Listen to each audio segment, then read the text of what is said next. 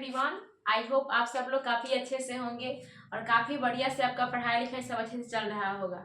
चलिए तो आज हम आते हैं क्लास 10th। हम क्लास 10th के बायोलॉजी चैप्टर 2 पढ़ा रहे थे आपको। चैप्टर 1 हमने आपको समाप्त कर दिया है। चैप्टर 1 में हमने क्वेश्चन को देखा था, जो आपको अच्छी तरह से आपको समझाया क्या था नहीं था, सब आपको हमने बहुत अच्छी तरह से समझाया। अब हम आपको क्लास 10th का ही चैप्टर 2 बायोलॉजी हमने शुरू किया है, जिसमें हमने श्वसन को देखा है। अब श्वसन रिस्पायरेटरी सिस्टम जो होता है, इसमें भी हमने बहुत सारी चीज़ों को देखा। श्वसन में श्वासोच्छ्वास क्या होते हैं, उसके बाद श्वसन की क्रिया कैसे होती है, किन किन चरणों में होती है, किसमें श्वसन ऑक्सीजन की उपस्थिति में क्या होता है, ऑक्सीजन की अनुपस्थिति में क्या होता है। इस प्रकार हमने श्वसन की बहुत सारे लेक्चर हमने कंप्लीट कर लिया है। लगभग आज का जो लेक्चर होने वाला है 5वां लेक्चर होने वाला है, ठीक है। इसके पहले हमने आपको श्वसन के प्रमुख अंग भी बता दिए हैं। श्वसन के लिए प्रमुख अंग क्या क्या हो सकते हैं।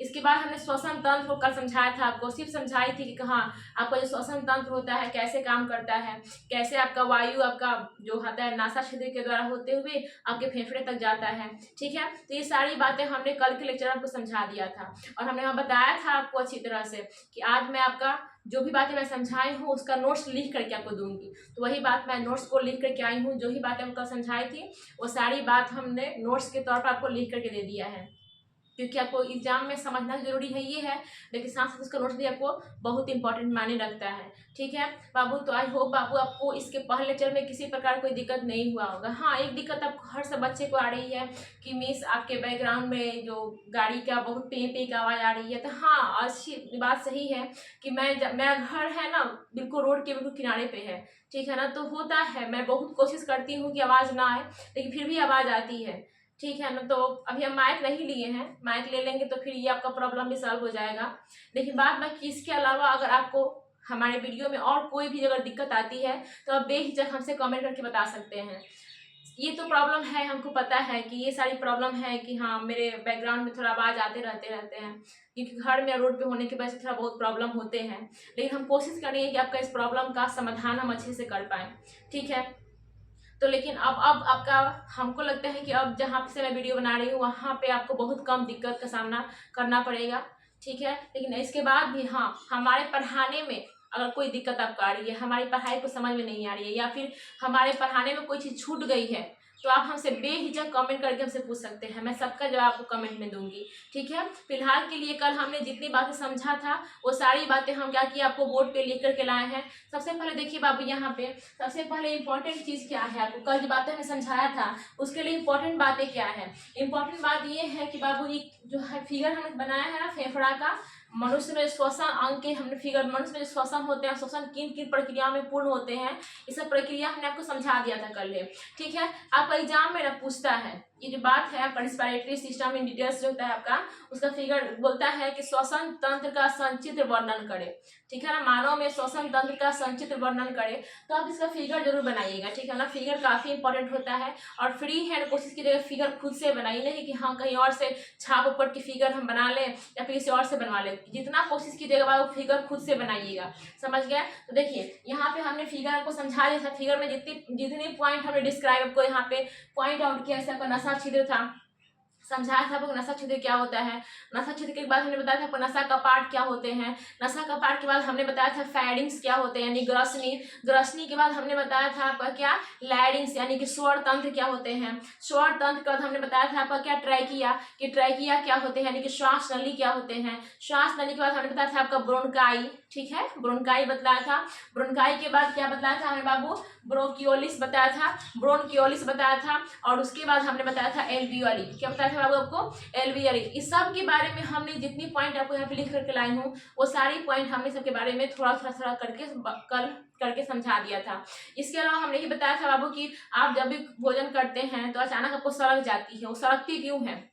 अचानक आपको बहुत जोर से मतलब भोजन होता है कि आप खाते मुंह में है और अब इतना सड़कता है आपको कि आप निकलता कहाँ आपका नाक में भात निकलने लगता है। या फिर आप कोल्ड ड्रिंक पी रहे हो बाबू, तो वहाँ पे क्या होते हैं, आप पीते मुंह में हो करके भी इतना सड़कता है बाबू आपको कि आप कहाँ से आपका जो कोल्ड ड्रिंक होता है वो नाक में ही निकलने लगता है। उस समय आपको मतलब बहुत प्रॉब्लम होती है, या फिर आप खाते समय आपको हिचकी क्यों आती है। तो ये सारी बातें हमने कल आपको अच्छे से समझा दिया था, कल के लेक्चर में समझाया था, और आज के लेक्चर में आपको सब चीज़ का मैंने नोट्स बना करके लाई हूँ कि हाँ जो जो बातें मैंने समझाया था उस बात को लिखना भी काफ़ी इंपॉर्टेंट है। चलिए सबसे पहले देखते हैं कि नसा छिद्र, ये क्या था बाबू आपका नसा छिद्र, जो नाक का जो अगला भाग तो फर्स्ट भाग दिख रहा है जिसे हम क्या बोलेंगे नसा छिद्र। देखिए नसा छिद्र के बारे में क्या क्या कर बताया था।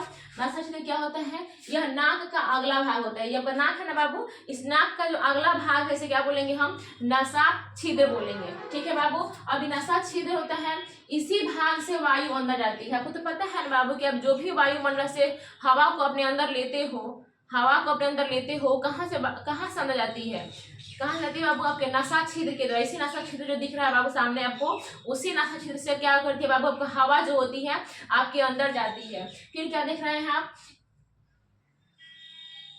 इसमें छोटे छोटे बाल पाए थे। याद करो बाबू कल लेक्चर में बताया था आपको कि जो नसा छिद्र होती है, नसा छिद्र में ना छोटे छोटे बाल होते हैं। क्या होते हैं बाबू, छोटे छोटे बाल होते हैं। उस बाल का काम क्या होता है, आपके वायुमंडल में जितनी भी गंदगी है उस गंदगी को छानने का काम करता है। इस प्रकार आपने यही बात हमें यहाँ पे लिखा है कि नसा छिद्र यह नाक का अगला भाग होता है, इसी भाग से वायु अंदर जाती है। इसमें छोटे छोटे बाल पाए जाते हैं जो धूल कण को रोक लेता है। क्या करते हैं बाबू, जो वायुमंडल में गंदगी है, जो धूल कण है, उसे क्या कर लेता है, रोक लेता है। तो आई होप बाबू नसा छिद्र आपको समझ में आ गया था, कल के लेक्चर में समझ में आ गया था। आज क्या हो गया, आपने इस चीज को नोट्स के तौर पर लिख लिया। ठीक है, दूसरा क्या हमने बताया था वो नसा का पार्ट। देखिए नाक का जो पिछला भाग होता है इसको हम बोलते हैं नसा का पार्ट, जिसको हम लोग देहाती में बोलते हैं विनाश। ठीक है ना, तो यही क्या होता है आपका नसा का पार्ट होता है। कोई आपको मारता है ना तो क्या कहते हैं कि मेरा विनाश फाड़ दिया, ऐसा मारा हमको नाक पर कि लगता है कि मेरा विनाश फट गया। ठीक है ना, तो क्या हुआ बाबू, इसे क्या बोलते हैं हम नसा का पार्ट। यह नाक का पिछला भाग होता है। देखिए नाक, जो आपका नाक है ना, नाक का जो अगला भाग, जो पहला भाग को दिख रहा है इसे नसा छिद्र कहते हैं। और नाक के जो पिछला भाग को जो दिख रहा है, यहाँ पे दिख रहा है बाबू, उसे हम क्या बोलते हैं नसा का पार्ट बोलते हैं। ठीक है, नसा का पार्ट बोलते हैं। आपको बतलाया था बाबू कि नसा का पार्ट में चिपचिपा पदार्थ होता है। आप उंगली करके देखिएगा अपने नाक के अंदर, यहाँ तक आप उंगली घुसाइएगा नाक में, तो देखिएगा बाबू आपको सर्दी हुआ हो या फिर ना हुआ हो, फिर भी वहां से क्या होता है कुछ चिपचिप सा पदार्थ निकलते हैं। उस चिपचिपा पदार्थ को हम क्या बोलते हैं बाबू, उसे हम म्यूकस बोलते हैं। बिल्कुल नेटा से होता है, ठीक है ना, उसे म्यूकस बोलते हैं, पाया जाता है। यानी कि जो नसा का पार्ट होता है ना बाबू, नसा का पार्ट में आपका म्यूकस पाया जाता है। कुछ गंदगी, जैसे जो गंदगी आपका नाक नसा छिद्र का जो बाल होता है वो छान नहीं पाती है, तो वो जो गंदगी अंदर जाती है तो कौन आपका सटा लेता है अपने अंदर, जो नसा का पार्ट के अंदर जो चिपचिपा द्रव होता है, जो चिपचिपा पदार्थ होता है जिसे हम बोलते हैं म्यूकस, वो क्या करती है, जो भी गंदगी आपके अंदर हवा में प्रवेश कर रही है, जिससे आपका नसा छिद्र के छोटे छोटे जो बाल थे वो नहीं छान पाए हैं, उसको कौन सटा लेगा, वो गंदगी, वो सारा गंदगी जो आपके नसा का पार्ट में जो म्यूकस है उसको सटा लेगा। और वही गंदगी बाबू, वही गंदगी क्या होता है, जब घर से बाहर जाते हैं फिर बहुत ज़्यादा ऐसा एरिया में जाते हो जहाँ पे बहुत कचरा उचरा है, बहुत ज़्यादा धूड़ा मिट्टी उड़ रहा है, उसके बाद जब वहाँ से आप घर आओ तो क्या होता है आपके नाक में ना भीतर की ओर उंगली करोगे ना तो नाक में नकटी जम जाता है। बिल्कुल मिट्टी के जैसा पदार्थ में क्या होता है यहाँ पे जम जाता है और सूख जाता है। ऐसा आप करके निकाल भी लेते हो, ठीक है, तो जो नकटी होता है वो जम जाता है। तो वो नकटी नहीं होता है, जो नकटी होता है क्या होता है, आपके वायुमंडल में जो धूल कण है वही धूल कण जो आपका नसा छिद्र में जो बाल थे वो छान नहीं पाए हैं, तो उसके जब वो बाल आपका वो जो हवा था आपका जब आपका नसा का पार्ट में जाएगा तो नसा का पार्ट में क्या है, चिपचिपा पदार्थ है जिसे हम बोलते हैं, क्या बोलते हैं, म्यूकस। वो म्यूकस उस गंदगी को क्या करता है अपने में चिपका लेता है। ठीक है, तो नसा का पार्ट में क्या देखा था आपको कि नसा का पार्ट में एक चिपचिपा पदार्थ होता है अंदर में जिसे हम बोलते हैं म्यूकस। ये भी क्या करता है, यह गंदगी आपके हवा में जो है उसे उस अपने में चिपका लेता है, और चिपकाने के बाद कुछ देर बाद सूख क्या बन जाता है, वो नकटी टाइप का बन जाता है। देखिए बाबू, इसी नसा का पार्ट में ना एक घड़ान क्षेत्र होता है। इसी नसा का पार्ट में यहाँ पे होता है घड़ान क्षेत्र होता है जिसे हम बोलते हैं, क्या बोलते हैं, उसे ओ फैक्ट्री लोब बोलते हैं। क्या बोलते हैं वो, उसे हम ऑल फैक्ट्री लोब बोलते हैं। जो ऑल फैक्ट्री लोब होता है ना, ये क्या करता है, ये आपके अंदर सूंघने की प्रवृत्ति को बढ़ाता है। जो सूंघने की जो शक्ति होती है ना, इसी की वजह से बढ़ती है। आप देखिएगा हम लोग में ना ऑल फैक्ट्री जो लोब होता है वो क्या होता है, कम होता है, थोड़ा सा कम काम करता है। लेकिन वहीं पे अगर हम कुत्ते की बात करें तो कुत्तों में क्या होता है, कुत्तों में जो घ्राण क्षेत्र होता है, जो घ्राण क्षेत्र का इंग्लिश होता है ऑल्फैक्टरी लोब होता है, इसमें क्या होते हैं, इसमें सूंघने की ताकत क्या होती है, ज्यादा होती है। कुत्ते सूंघ सूंघ करके कहाँ से कहाँ ना चले जाए। लेकिन हम लोग में भी सूंघने की ताकत होती है, लेकिन हम किसी चीज को कुत्ते की जितना नहीं सूंघ सकते हैं। ठीक है ना बाबू। तो आप में इसी नसा कपाट में, नसा कपाट के ऊपर, नसा ये जैसे आपका नसा कपाट है, इसी नसा कपाट में ऊपर की ओर होता है आपका घ्राण क्षेत्र होता है, जो क्या करता है आपको सूंघने में मदद करता है। लेकिन मनुष्य की अपेक्षा जानवर की बात की जाए, जैसे कुत्ता की बात की जाए बाबू, तो कुत्ता में जो होती है ना ऑल्फैक्टरी जो लोब होती है, वो क्या होती है, ज्यादा क्या होती है, ज्यादा अच्छा, मतलब ज्यादा सूंघने में मदद करती है। लेकिन आप भी सूंघते, ऐसा नहीं कि आप नहीं सूंघते हो, आप भी सूंघते हो, लेकिन जो जानवर होता है, जो कुत्ता होता है, कुत्ता की अपेक्षा आप कम सूंघ सकते हो। यानी कि जो घ्राण क्षेत्र होता है आपका वो कम होता है, यानी कि ऑल्फैक्टरी लेब क्या होता है, कम होता है। और ऑल्फैक्टरी लेब जो यानी कि घ्राण क्षेत्र होता है, इसका काम क्या होता है, जो हमें सुगंध का एहसास कराता है। क्या करता है बाबू, आपको सुगंध का एहसास करता है कि मीठा है कि खट्टा है कि कड़वा है कि तीखा है कि कैसा है। ठीक है ना। तो आप समझ गए बातों को कि हाँ नसा कपाट क्या होता है, नसा छिद्र क्या होता है। दूसरा हमने बताया था वो ग्रसनी, ग्रसनी यानी कि फैरिंग्स बताया था।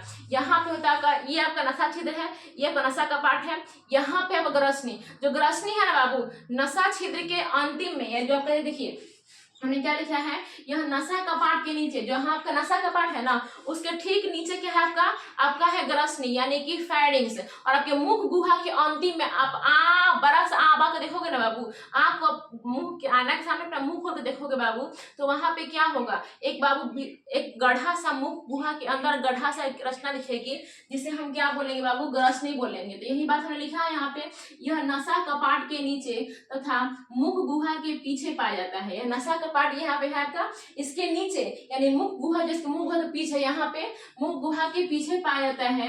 इस मार्ग से भोजन तथा वायु दोनों जाते हैं। मोस्ट इंपॉर्टेंट लाइन, क्वेश्चन पूछता है कि आपके श्वसन तंत्र में, श्वसन तंत्र का कौन सा अंग है, श्वसन तंत्र का वो कौन सा अंग है जिससे आपका वायु तथा भोजन दोनों आपके बॉडी में जाते हैं। तो इसे हम बोलते हैं ग्रसनी बोलते हैं। क्या बोलते हैं, जो ग्रसनी होते हैं ना बाबू, वो भोजन के लिए और हवा के लिए दोनों का एक ही द्वार होता है। दोनों के लिए जो द्वार होते हैं क्या होते हैं, एक ही होते हैं। ये बात समझ गया ना। तो ग्रसनी में आपका भोजन भी जाएगा और ग्रसनी में आपका हवा भी जाएगा। लेकिन अब जो भोजन होते हैं उसके लिए कुछ अलग द्वार जाएंगे और जो हवा होते हैं उसके लिए अलग द्वार जाएंगे। इसका मतलब कि ग्रसनी में दो छिद्र होते हैं, पहला होता है निगल द्वार और दूसरा होता है कंठ द्वार। जो निगल द्वार होते हैं, ग्रसनी में से आपका ग्रसनी है, इस ग्रसनी में क्या होते हैं, यहाँ पे ग्रसनी आपका मांग लगा हुआ है, इस ग्रसनी में दो छिद्र होते हैं, एक होते हैं निगल द्वार, एक होता है कंठ द्वार। जो निगल द्वार होता है ना बाबू, वह भोजन को आमाशय तक पहुंचाता है। क्या करता है बाबू, ग्रसनी में आए भोजन को आमाशय तक पहुंचाता है। और जो कंठ द्वार होता है बाबू, वह ग्रसनी में आए हवा को उठा करके कहाँ लेके जाता है बाबू, फेफड़ा तक पहुंचाता है। तो ये बात समझ गए बाबू। तो ये बात हमने यहाँ पे लिखा है,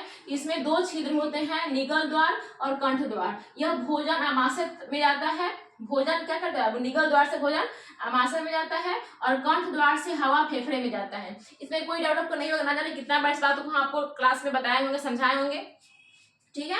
अगला पॉइंट जो है यही कि ग्रसनी स्वर तंत्र के द्वारा श्वास नली से जुड़ा रहता है। अब देखिए आपको जो ग्रसनी है ना, ग्रसनी, यहाँ पे जो ग्रसनी है, हमको क्या पढ़ना है, हमने पाचन तो पढ़ लिया है। अब पाचन में आपको याद करो, पाचन में हमने ग्रस नली पढ़ाया था, ऑयसोफेगस पढ़ाया था, और यहाँ पे हम क्या पढ़ रहे हैं, फैरिंग्स पढ़ रहे हैं। तो जो ग्रसनी है ना बाबू, ग्रसनी आगे जाकर, ग्रसनी के बाद आता है आपका लैरिंग्स, यानी कि ग्रसनी जो होता है आपका स्वर तंत्र के द्वारा ट्रैकिया से जुड़ा रहता है। जब ग्रसनी होता है बाबू, यहाँ पे जो ग्रसनी होता है, यहाँ पे एक पाइप गया रहता है जो स्वर तंत्र होता है, यहाँ पे एक स्वर तंत्र से वॉइस बॉक्स बोलते हैं, इससे आपका आवाज आती है। यहाँ पे एक वॉइस बॉक्स होती है, इसके नीचे होती है आपका ट्रैकिया। क्या होती है बाबू, ट्रैकिया। यानी कि जो ग्रसनी होती है वह स्वर तंत्र के द्वारा श्वास नली से जुड़ी होती है, यानी कि ट्रैकिया से जुड़ी होती है। लेकिन वहीं पे जो ग्रसनी का दूसरा जो आपका इंड होता है, दूसरा जो आपका छेद होता है, दूसरा जो छिद्र होते हैं, वो निगल द्वार के द्वारा किससे जुड़ी रहती है आपका, वो निगल देखिए लिखे हैं हमने, ग्रसनी निगल द्वार के माध्यम से ग्रास नली से जुड़ी रहती है। ग्रसनी में अंतर है और ग्रास नली में अंतर है।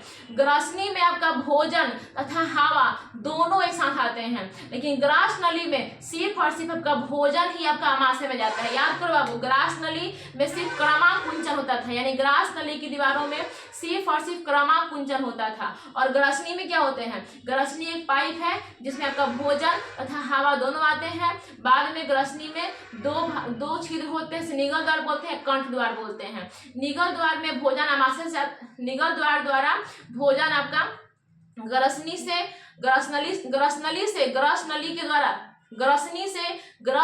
के द्वारा होते हुए आमाशय में जाता है, लेकिन जो आपका जो हवा होता है वह ग्रसनी से स्वर तंत्र के द्वारा होते हुए श्वास नली में जाता है। ये बात समझे आप क्या बोले हैं हम? जब ग्रसनी होता है, ग्रसनी में भोजन तथा हवा दोनों आते हैं, तो जो भोजन होते हैं ना वह ग्रसनी से ग्रास नली के द्वारा होते हुए आमाशय में जाता है, और जो हवा होते हैं वह स्वर तंत्र के द्वारा यानी कि लैरिंक्स के द्वारा होते हुए ट्राइकिया में जाता है। कहाँ था बाबू? ट्राइकिया में। फिर ट्राइकिया से आपका क्या बोलते हैं उसको, ट्राइकिया से क्या होता है ब्रोंकाई, और ब्रोंकाई से ब्रोंकायोलिस, और ब्रोंकायोलिस से क्या होता है आपका एल्वियल यानी कि फेफड़ा में आपका जाता है। तो इस प्रकार आप समझ गए कि ग्रसनी क्या होते हैं यानी कि फेरिंग्स क्या होते हैं, इसका काम क्या होता है, कैसे वर्क करता है आपके बॉडी में। अब हम क्या देखेंगे बाबू, लैरिंग्स के बारे में। चलिए हम देखते हैं कि लैरिंग्स का नोट्स क्या है। देखिए ये सारी बातें मैंने आपको यहाँ बता दिया है, यहाँ तक अभी आए हैं, अभी कहाँ तक हम आए हैं, ग्रसनी तक। यही आपका ग्रसनी होता है, ठीक है। और ये पॉइंट्स अब याद रखिए, काफी इंपॉर्टेंट, जितनी बातें हमने लिखा है काफी इंपॉर्टेंट पॉइंट है। और अभी मैं आगे वीडियो में बने रहिएगा बाबू, वीडियो छोड़ के जाओगे तो आपका नष्ट होगा, आपका खराब होगा। हमारा क्या होगा बाबू, हमारा काम है पढ़ाना, आप पढ़ाएंगे ही, जिस बच्चे को अच्छा लगेगा वो पढ़ेगा। लेकिन कुछ बच्चे होते हैं, किसी बच्चों को शॉर्ट्स वीडियो पसंद आते हैं, छोटे छोटे वीडियो जितने हो सके, कॉमेडी वीडियो पसंद होते हैं बच्चे को, कुछ बच्चे को कॉमेडी डांस गाना पसंद है। बाबू नाच गाना हमारी लाइफ तो नहीं ना है, हमारी लाइफ यदि आज हम ही बाबू यदि आप नाच गाना कॉमेडी का वीडियो बनाते हैं बाबू, तो ना जाने कितने हमारे पास लाइक व्यू सब्सक्राइब बहुत आते हैं। लेकिन आज हम कुछ एजुकेशन संबंधित वीडियो बनाते हैं ना, तो ना ही कोई लाइक करता ना सब्सक्राइब करता है। लोग क्या मतलब आते हैं, देखते हैं, चले जाते हैं, बस 2 सेकेंड। हमको लगता है कि 2 सेकेंड में कोई नहीं टिकते हैं इस वीडियो पे। क्यों? क्योंकि हम एजुकेशन संबंधी वीडियो बनाते हैं, आपके भविष्य के लिए वीडियो बनाते हैं, ठीक है ना। तो आप सब बाबू वीडियो में बने रहिएगा। आगे हम देखते हैं लैरिंग्स के बारे में कि लैरिंग्स क्या होता है। अभी तक हम ग्रसनी के बारे में, यानी अभी तक हम फेरिंग्स तक अच्छे से समझ गए कि फेरिंग्स क्या होता है, उसका कार्य क्या होता है, उसमें कितने छिद्र होते हैं और वो कहाँ से कैसे जुड़ा रहता है, सब हमने देख लिया। अब हम पढ़ते हैं लैरिंग्स के बारे में। चलिए देखते हैं।